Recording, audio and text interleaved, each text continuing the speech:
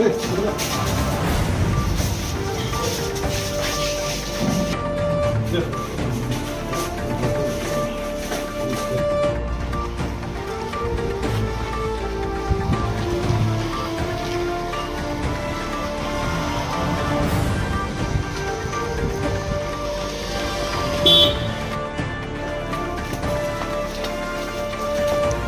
गथायदों ओमफ्राय बिथांमोना गाहायै दायनिगिरि नंमारगोना नंमारामोन?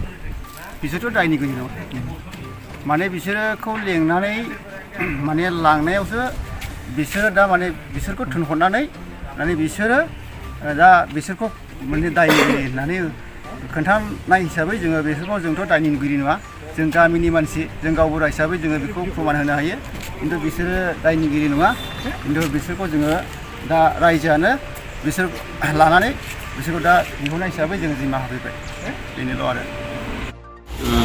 মদ বিচাৰিব মদ খাম বুলি আকৌ কৈছে তাৰপিছত মানে মদ মানে জংঘলতে খাব বিচাৰিছিল মদ বিচাৰি লৈ আনিব জংঘলত ক'ৰবাত জংঘলত লুকাই খাম বুলি কৈছিল কিন্তু মই ক'লো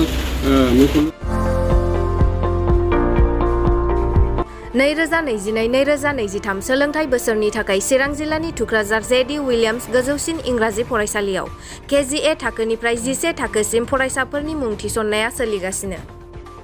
गोजौ सोलोंथाइ लानाय रोंगौथि गोनां आरो मोजां फोरोंथाइ होनो हानाय फोरोंगिरिफोरनि गेजेरजों बे फरायसालियाव फरायसाफोरनो सोलोंथाइ होनाय जायो।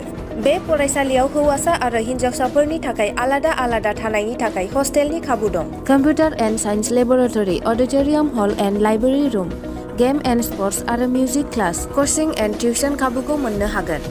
गोग्गो आरो गुनगोनां सोलोंथाइ मोनहोनायनि थाखाय जेडि उइलियाम्स गोजौसिन फरायसालियाव मुं थिसननायनि खाबुखौ लादो। आबुङै मिन्थिनो थाखाय 9957771276 7002655105 जानबुं नम्बराव फोनांजाब खालामनो हागोन।